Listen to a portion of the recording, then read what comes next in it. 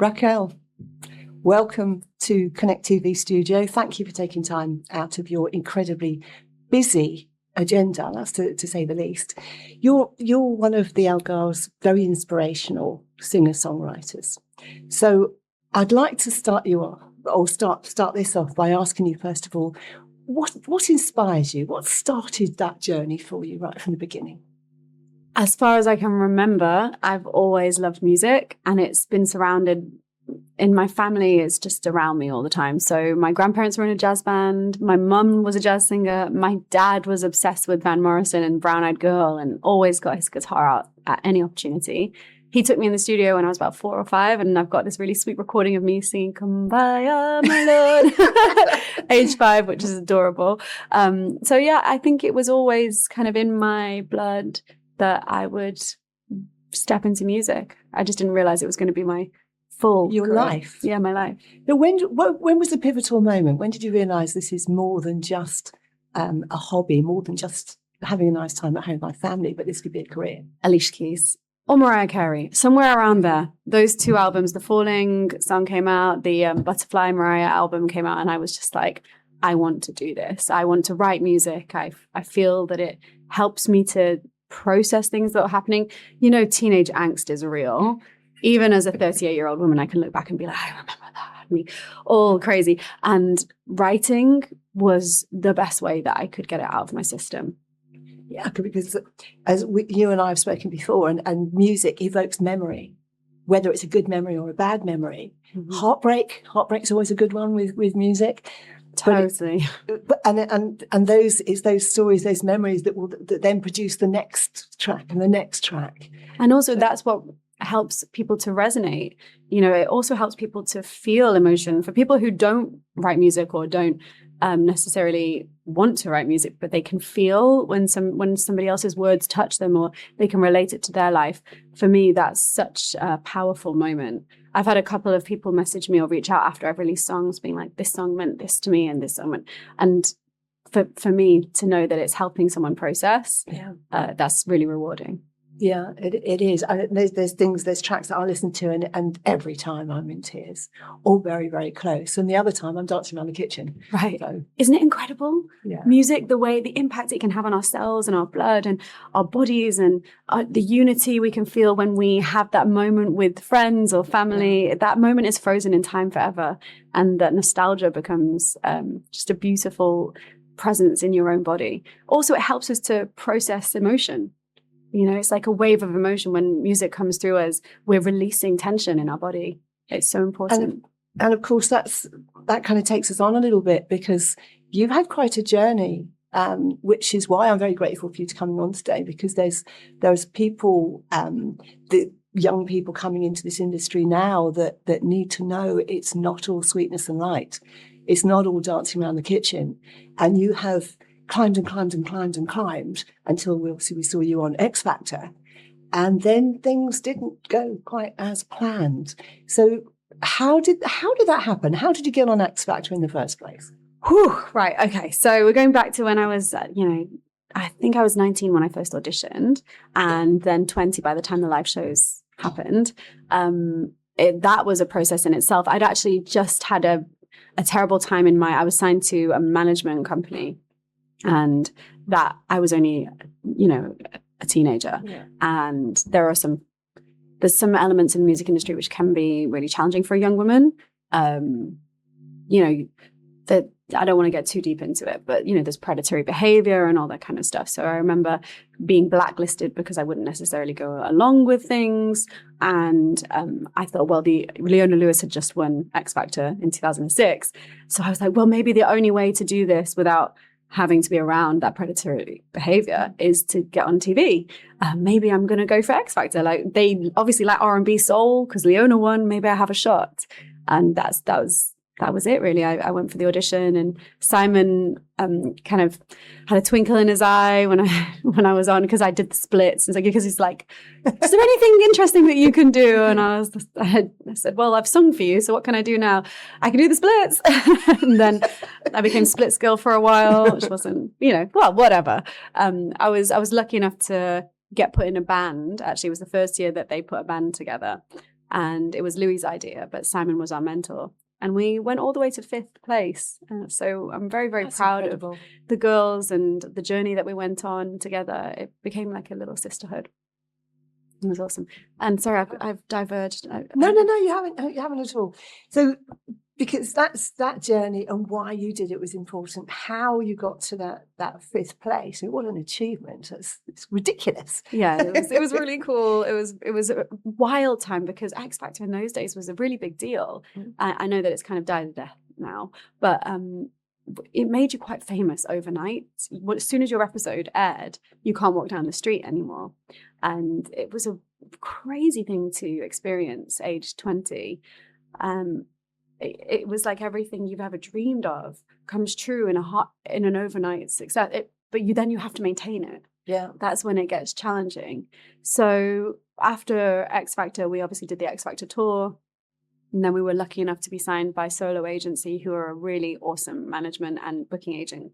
And they managed to put us on tour with Westlife, Boyzone, Sugar Babes, all that, that kind of amazing, those artists that have this big following. So from there, we were opening up for crowds of 30,000, 40,000. It was amazing. Such a cool experience. And that's beyond the dream, isn't it, really? You don't when you think this is what I want to do, I want to be on this big stage, when it actually comes to being in front of people and becomes reality, that's got to be the strangest. It really is. It really is. And I remember I had my 21st birthday on tour, and I had this audience of I think it was about 30,000 people sing me happy birthday. Wow. And just that moment was just so breathtaking. But then you'd go back to the hotel room alone. So then you'd be kind of sat in the hotel room going from one extreme of this elation and adrenaline.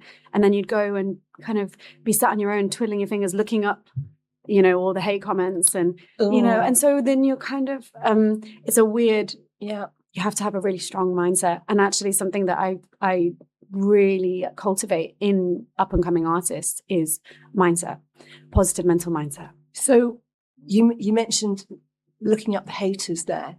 How bad did that get? Well, I think I reached a pinnacle when I had my own official Raquel Gracie hate site. Oh, yeah, somebody went to the effort of buying the domain and setting up this whole website and forum for people to talk about all the terrible things that they thought about me. There's some sad people out there. Yeah, it's just. But as a young girl, I've had my fair share of trolling. Okay, but as a young girl, it was hard enough for me at my age. But how on earth did you cope? How bad did it get? The thing is, I'm this, and it's something I've had to deal with now later in life. I'm the kind of person who'd be like, that doesn't hurt me. That didn't hurt me. Right, on we go. Forwards. But in my subconscious, I was just being pummeled. Yeah. And actually that all came out later on in my career. And then when I got dropped for the final time after having a solo album, it all came to light. This lack of self-belief, insecurity, imposter syndrome. And I needed to take a sabbatical from music. I didn't have the strength to continue for a little while. When all that was going on, did you find that was affecting the way that you were writing, the content of your songs? To be honest with you, when I got dropped that 3rd time, I focused on being a songwriter. So then when you're a songwriter and you're in sessions with artists, you're really focused on what does the artist want to say? How can I help them to really bring together their who they are and their message? So it was really fun to channel all my creativity into helping other artists. Mm-hmm. I guess it's also a bit of a cop-out because I didn't have to channel from here for myself. And I feel like that built and built and built. And then I had when my father passed away when I was 26, it all kind of came flooding out. And then, then the writing happened again. And I was able to start to process grieving through words and music, and I refound my tools. Thank God for that. Yeah, it's just and part of your father's legacy. Yes, and that he was a songwriter, so I kind of felt. I remember sitting in my lounge and he'd left me all his guitars, and they're just all looking at me. And I've never played guitar. I'm a keyboardist and pianist. And I'm thinking, okay, Dad, he's really telling me to pick up the guitar and learn how to play. So I was pretty terrible for a couple of years, but now I can bosh through simple chords. And that always reminds me of him. So it's nice. So it's obviously been a difficult journey, and you've handled it very well, but you've chosen now to take it that step further and hopefully stop other people falling down that mental hole, as it were. So where are you with that now? Or did you, that's what you're doing now, but you also do the yoga retreat. Yeah. So where does that So fit this is such a in? cool segue, actually, because you're right. I've been through all that. So now I feel like I can impart some wisdom and experience for the younger artists that are coming through, and especially with navigating the new music industry, because it's very, very different to how it was back then. And this is where my yoga and my spirituality plays such a huge part, not only in the writing, but the mentoring.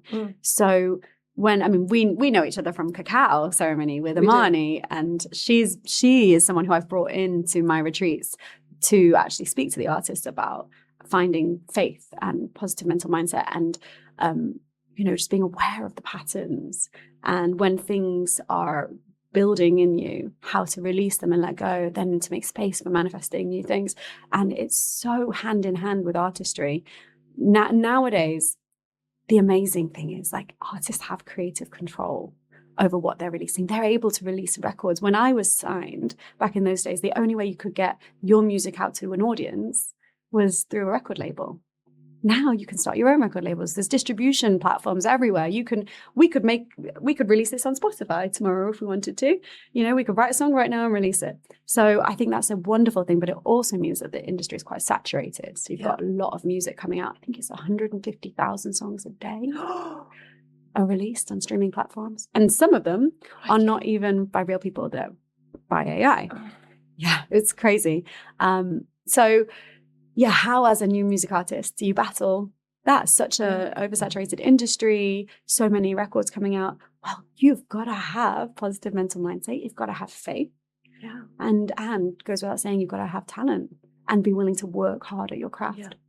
I actually think it separates the weak from the strong, in the sense that, and it's probably the wrong words to use, but people who struggle with mental mindset, which I did back in the day, maybe they are the people that need time to come to actually release music. But the people who have this strong mindset, who don't let it seep into their subconscious, and they will continue working, they will keep going, and they will be successful. So it's one of those things. Maybe the people who are slightly more challenged just need to wait, because there's no time limit now.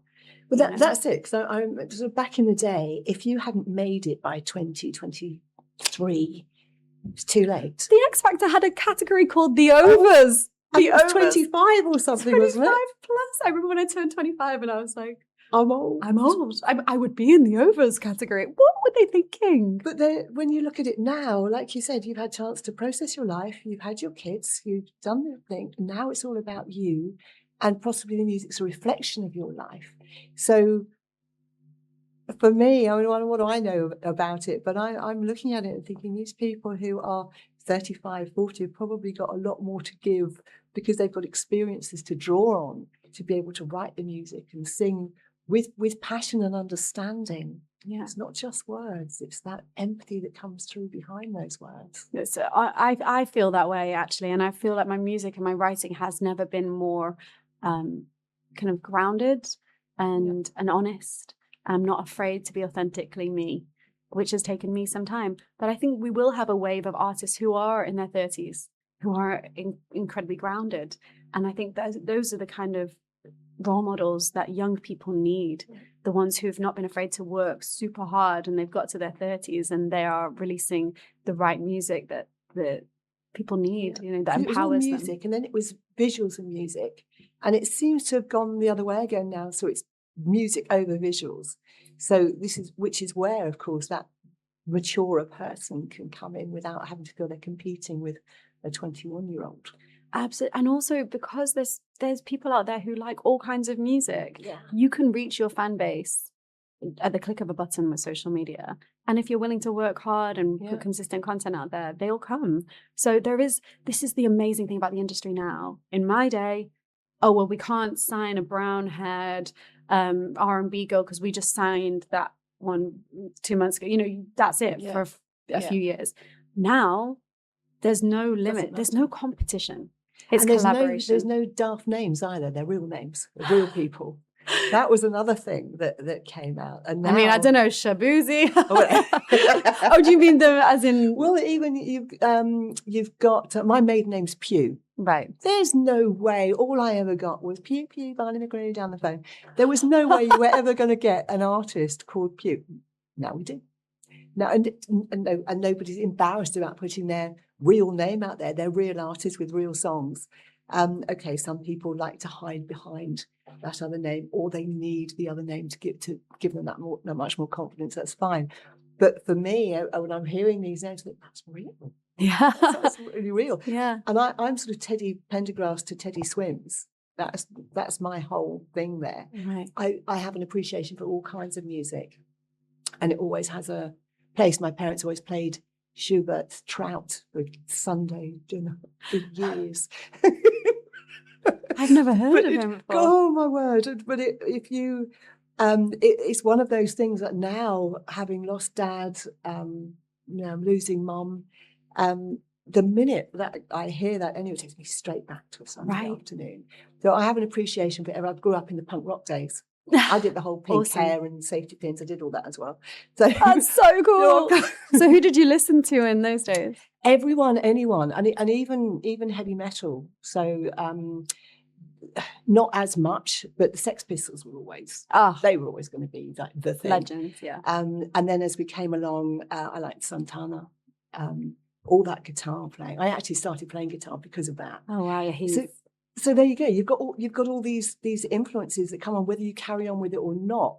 There are memories of me sitting on the floor with a guitar trying, because I'd had that influence. But Isn't that beautiful? Like all those Yeah. versions of you, yeah. surrounded by family, like learning a new skill. All those versions of you are forever imprinted Yes. through the music. And now you're doing that for other people. You're giving them that ability to be them and encourage them. And I'm looking at these young faces that stood behind you on the stage or whatever, full of hope. And there's almost not a fear, but there's an anticipation of what's to come, a bit of a trepidation because it's unknown territory.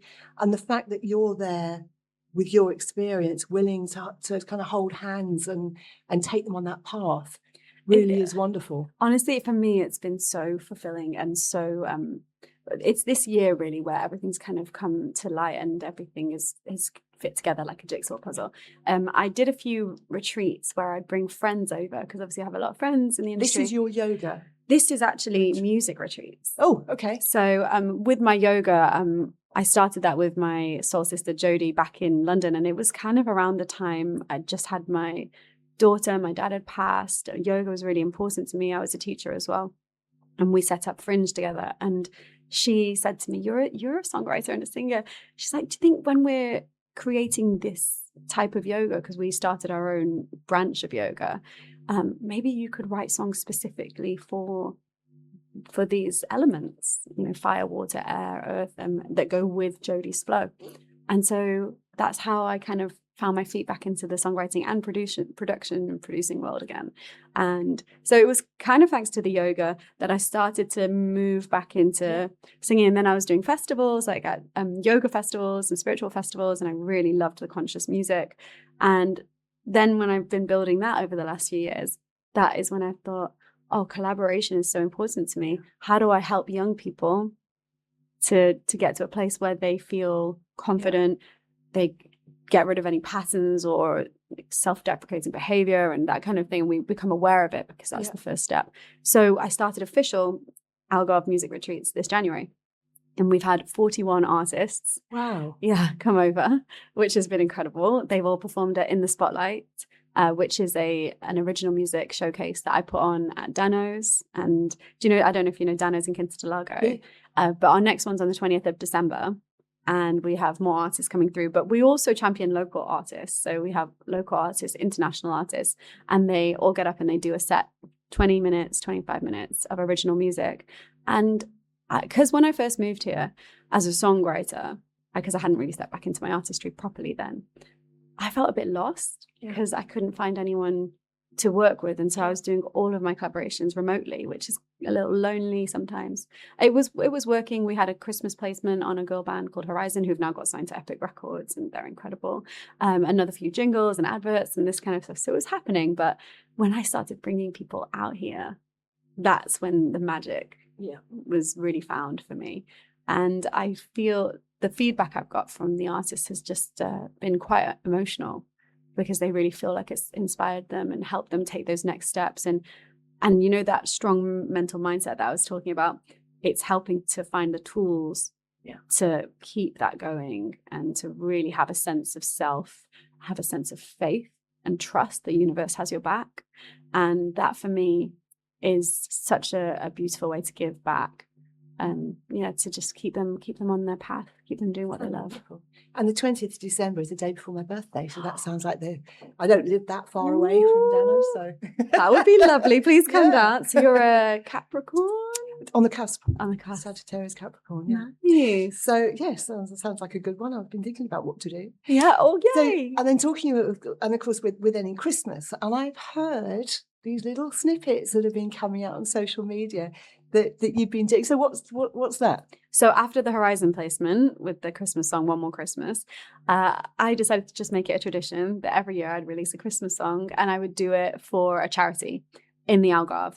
I was actually kind of inspired by it because the whole Gaza-Palestine thing was going on a couple of years ago. Yeah. And I felt so helpless in that situation. You're seeing such horrific imagery. And I was like, okay, I can't do anything to help there, but what can I do to help here? And so I worked with ReFood. I've worked with Mudaki Kids. And this year we're hoping to work with a new charity. And every time I release a Christmas song, we perform it, Fantastic. We gather money, and we kind of send it to whoever. So how on the spot am I going to put you on now to say that just as we wrap up, would you like to sing us out? Oh, yeah. Okay. You'll do it. Oh, well. Yeah, of course. I thought you were going to say I haven't warmed up my voice. No. Go for it. Wonderful. When you feel a snowflake gently kiss your cheek, and the memories of you roll right back to me, then I know it's Christmas time again. Oh, goosebumps. Raquel, thank you so much for joining me. Thank you.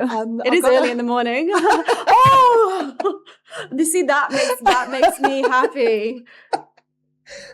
Grief. We're absolutely blessed that you obviously are here in the Algarve. Thank you so much for the work that you're doing for everyone.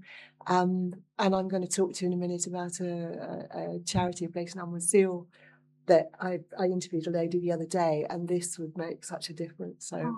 So they go live on air. I'm going to put you on the spot in just a minute. Okay, great. Let's do it. Thank you. Thank you so much.